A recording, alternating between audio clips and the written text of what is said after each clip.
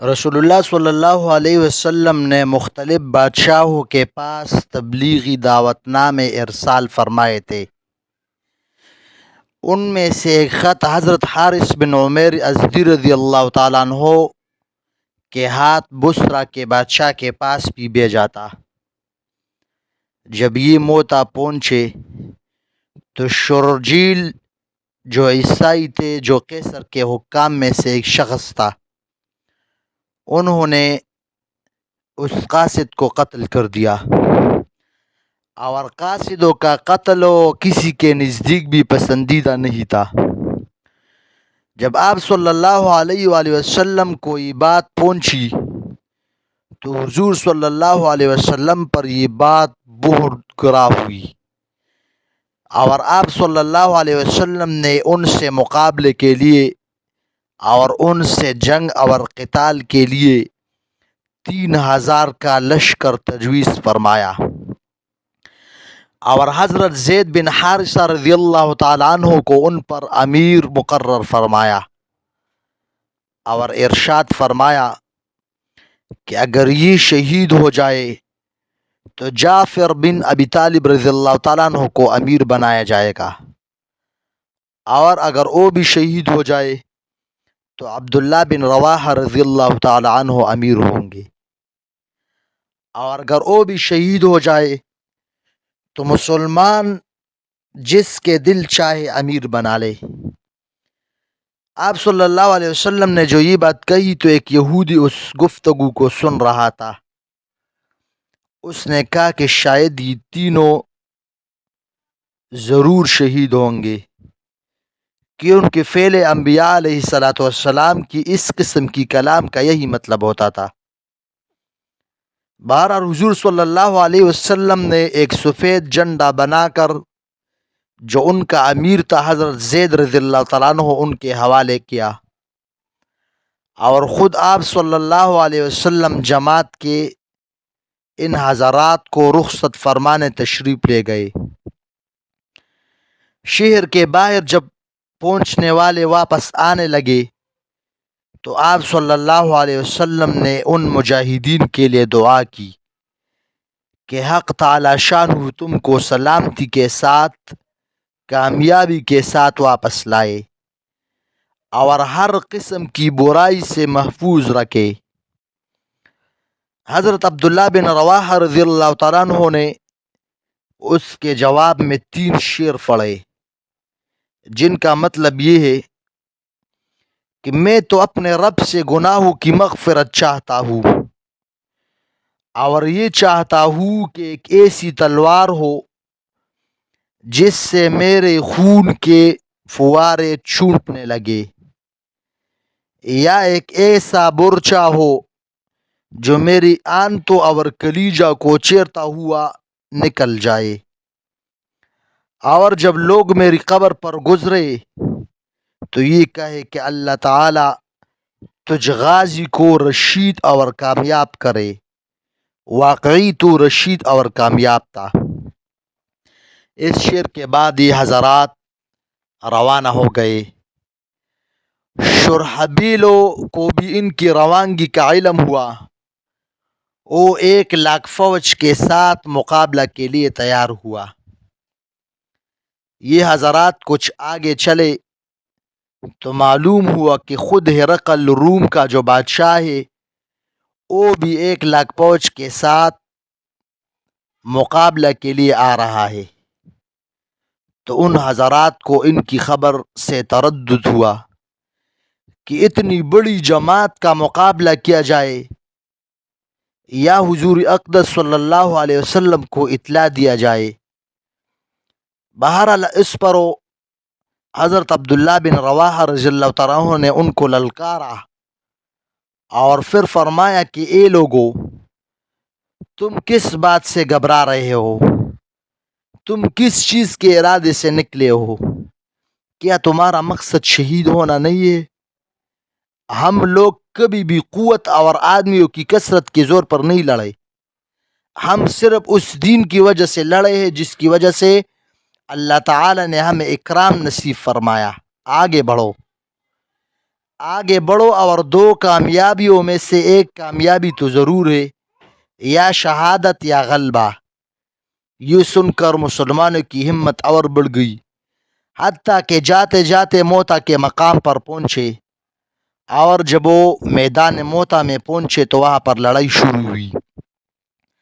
حضرت زید رضی اللہ تعالیٰ عنہ نے جھنڈا ہاتھ میں لیا اور میدان میں پہنچے، اور بہت خطرناک قسم کی لڑائی شروع ہوئی۔ شرحبیل کا بھائی بھی مارا گیا اور اس کے ساتھی بھاگ گئے، اور خود شرحبیل بھی بھاگ کر ایک قلعہ میں چھپ گیا، اور ہرقل کے پاس آدمی بھیجا۔ اس نے تقریباً 2 لاکھ فوج بھیجی، اور لڑائی بہت زور اور خروش سے شروع تھی۔ حضرت زید رضی اللہ تعالیٰ عنہ شہید ہوئے، چونکہ یہ امیر تھا تو اس کے بعد امیر کمان اور اس کا جو ذمہ داری تھی وہ حضرت جعفر رضی اللہ تعالیٰ عنہ نے اٹھایا۔ باہر حضرت جعفر رضی اللہ تعالیٰ عنہ نے جھنڈا لیا اور اپنی گھوڑے کے خود ہی پاؤں کاٹ دیے، تاکہ واپسی کا خیال بھی دل میں نہ آئے، اور چند اشعار پڑھے جن کا ترجمہ یہ ہے کہ اے لوگوں، کیا ہی اچھا چیز ہے جنت، اور کیا ہی اچھا ہے اس کا قریب ہونا، کتنی بہترین چیز ہے اور کتنا ٹھنڈا ہے اس کا فانی، اور ملک روم کے لوگوں پر عذاب کا وقت آ گیا، تو اب مجھ پر لازم ہے کہ ان کو ماروں۔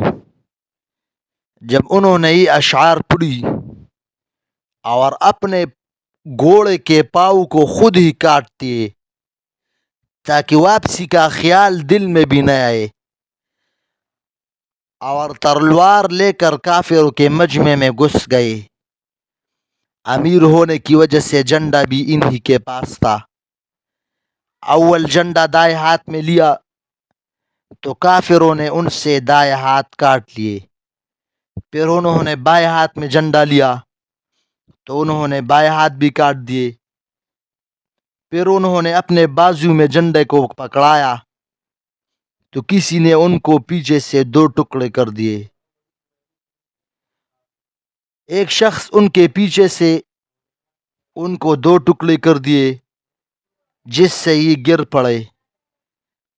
اسی وقت ان کی عمر 33 سال تھے۔ حضرت عبداللہ ابن عمر رضی اللہ عنہ کہتے کہ جب ہم نے بعد میں نعشوں میں حضرت جابر رضی اللہ تعالیٰ عنہ کو اٹھایا تو ان کے بدن کے اگلے حصے میں 90 زخم تھے۔ جب یہ شہید ہو گئے تو لوگوں نے حضرت عبداللہ ابن رواحہ رضی اللہ تعالیٰ عنہ کو، جو تیسرا امیر تھے، آپ صلی اللہ علیہ وسلم نے جو کہا تھا کہ ان کو پھر امیر بنایا جائے، بہرحال لوگوں نے حضرت عبداللہ بن رواحہ رضی اللہ تعالیٰ عنہ کو آواز دی۔ وہ لشکر کے ایک کونے میں گوشت کا ٹکڑا کھا رہے تھے، چونکہ 3 دن سے کچھ چکنے کو بھی نہیں ملا تھا، اور وہ آواز سنتے ہی گوشت کے ٹکڑے کو پھینک کر اپنے آپ کو ملامت کرتے ہوئے کہ جا پر تو شہید ہو جائے اور تو دنیا میں مشغول رہے، آگے بڑھے اور جھنڈا لے کر قتال شروع کرے۔ بہرحال انہوں نے جھنڈا لیا اور قتال شروع کر دیا۔ انگلی میں زخم آیا اور وہ زخم کی وجہ سے لٹک گئی، تو انہوں نے پاؤں سے اس کی کٹی ہوئی انگلی کو دبا کر ہاتھ سے کھینچا اور وہ الگ ہو گئی۔ اس کو پھینک دیا اور آگے بڑھے، اور اس گمسان اور پریشانی کی حالت میں تھوڑا سا تردد بھی پیش آیا کہ نہ ہمت نہ مقابلے کی طاقت، لیکن اس تردد کو تھوڑی ہی دیر گزری تھی کہ اپنے دل کو مخاطب بنا کر کہا کہ اول کس چیز کا اب اشتیاق باقی ہے جس کی وجہ سے تردد ہے؟ کیا بیوی کا ہے تو ان کو 3 طلاق، یا اگر غلاموں کا ہے تو سب اللہ تعالیٰ کے راستے میں آزاد، یا اگر باغوں کا ہے تو اللہ تعالیٰ کے راستے میں صدقہ۔ اس کے بعد چند شعر پڑھے جن کا ترجمہ یہ ہے: قسم ہے اور دل تجھے اترنا ہوگا، خوشی سے اترنا یا ناگواری سے اترنا۔ تجھے اطمینان کی زندگی گزارتے ہوئے ایک زمانہ گزر چکا ہے، سوچ تو آخر تو ایک قطرہ ہے منی کا۔ دیکھ کافر لوگ مسلمانوں پر کھینچے ہوئے آ رہے ہیں، تجھے کیا ہوا کہ جنت کو پسند نہیں کرتا؟ اگر تو قتل نہ ہوا تو ویسے بھی آخر مرے ہی گا۔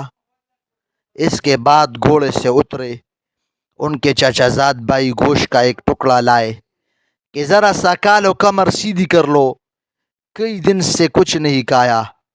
انہوں نے لے لیے اور اتنے میں ایک جانب سے مسلمانوں پر حملے کی آواز آئی، اس کو پھینک دیا اور تلوار لے کر جماعت میں گھس گئے اور شہید ہونے تک تلوار چلاتے رہے۔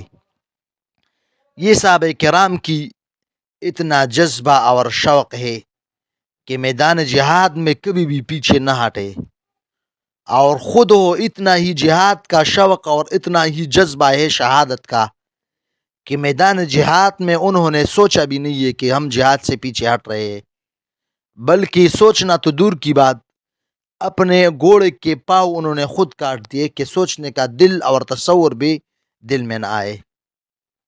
بہرحال صحابہ کرام کی پوری زندگی کا یہی نمونہ ہے، اور ان کا ہر قصہ دنیا کے لیے بھی ثباتی اور آخرت کے شوق کا سبق دیتا ہے۔ صحابہ کرام رضوان اللہ تعالی اجمعین کا تو پوچھنا ہی کیا، تابعین پر بھی یہی رنگ چڑھا ہوا تھا۔ اللہ تعالی صحابہ کراموں اور ان کو آپ صلی اللہ علیہ وسلم کی تابعداری ان کو نصیب ہوئی، اور اللہ تعالی ہم کو صحیح طریقے پر صحابہ کرام کی اور آپ صلی اللہ علیہ وسلم کی اتباع نصیب فرمائے، اور اللہ تعالی ہمارے دل میں بھی صحابہ کرام کے محبت کو ڈالے کہ ہم سب صحابہ کرام کو عزت دے، اور کسی ایک صحابی کے ساتھ بھی ہم بغض نہ رکھیں، کیونکہ آپ صلی اللہ علیہ وسلم نے فرمایا: اصحابی کالنجوم فبأیہم اقتدیتم اہتدیتم، کہ میری صحابہ کرام یہ ستاروں کی مانند ہے، پس تم میں سے جس نے کسی کی بھی اقتداء کر دی تم نجات پاؤ گے۔ اور بعض روایات میں ایسے کہ لعنت اللہ علی بغض صحابہ، اللہ تعالیٰ کے صحابہ کے ساتھ جو بغض رکھتے ہیں ان پر اللہ تعالیٰ کی لعنت ہو۔